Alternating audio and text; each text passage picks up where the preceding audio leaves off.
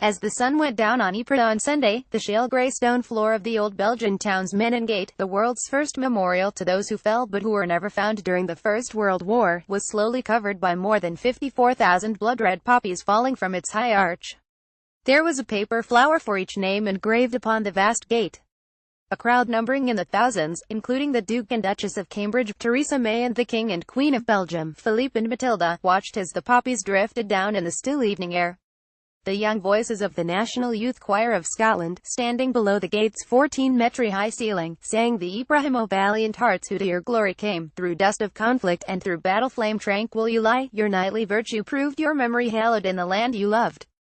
Poppies are released from the Menengate at the end of the wreath-laying ceremony during commemorations marking the centenary of Passchendaele.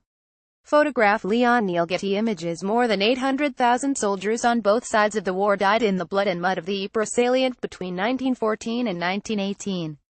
Many marched on the so-called Menin Road, on which the gate built in 1927 now stands, from Ypres town to the front lines.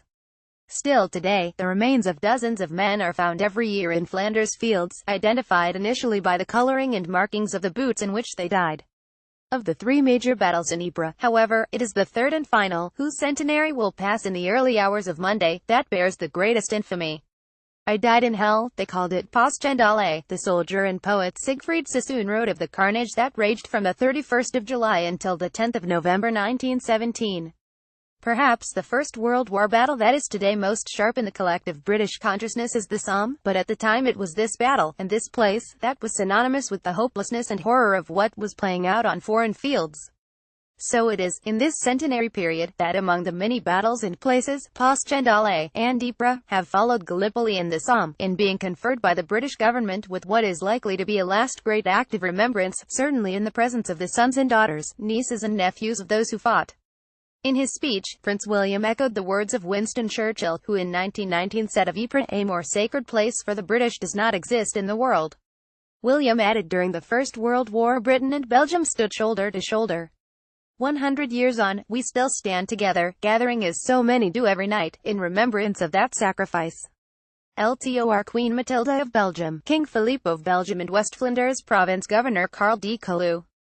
Photograph Nicholas Maeterlinck FP Getty Images. One of the direct descendants who gathered in Ypres, Mike Copeland, 70, whose father, Bill, signed up when he was 15, fought, survived, and went on to be a commando at the age of 40 in the Second World War, said he dearly hoped the names of Ypres and Passchendaele would continue to mean something to the next generation. It is not about glorifying it, he said, standing next to his son Chris, 43, and grandson William, 7. But there are too many people who look blank at you when you mention these names. It should trigger something. Those who cannot remember the past are condemned to repeat it.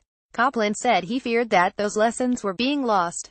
We have had 70 years without major war, he said. I just hope we remember that we need to work together in Europe. My father never spoke about it. He died at the age of 80 in 1979. I don't think he ever came here, not with us, anyway.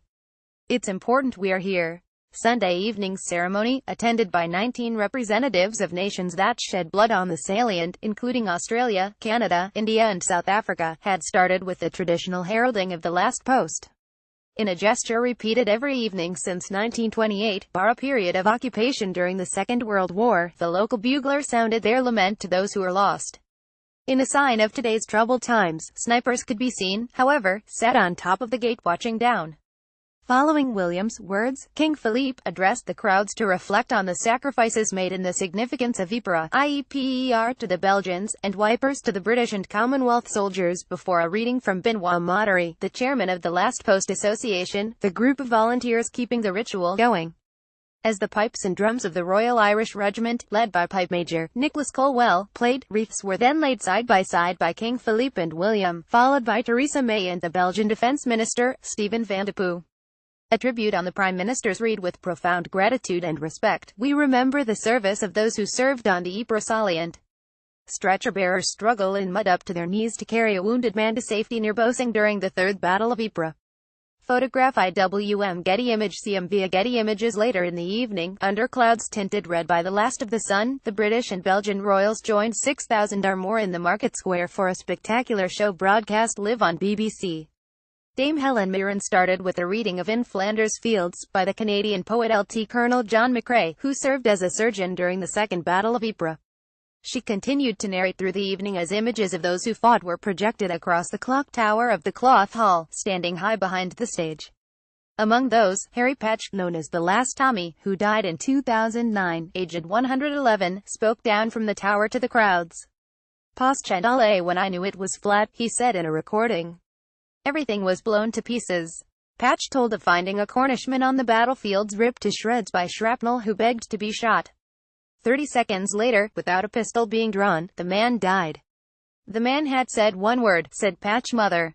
The experience of civilians in the war was movingly illustrated by the reading by Christoph Haddad from the diary of Pastor Van Wallingem, who saved the people of Dickybus when it became part of the front line. The journalist and broadcaster, Ian Hislop, who co-wrote the Wipers Times screenplay and stage production, told the story of the satirical newspaper, which was founded in Ypres itself in 1916, close to Market Square. That was followed by a specially written war horse story, with a focus on Passchendaele, performed by its author, Michael Moore Purgo. But it was the testimony of the dead that particularly held the audience. One private, Jack Dillon, told those in the Market Square of the sweet smell of death. Ypres' notoriety, after all, was in great measure built not only on the ferocity of the fighting, and a victory won at great cost, but by the conditions in which it was fought. Unprecedented rain and the churning of the clay fields had turned the mud to sludge so deep that men and horses drowned. There were more than 320,000 Allied casualties. German losses are estimated to have been between 260,000 and 400,000. The final act on Ypres stage was the playing of the Piper's Lament. It was a piece of music simply entitled The Bloody Fields of Flanders.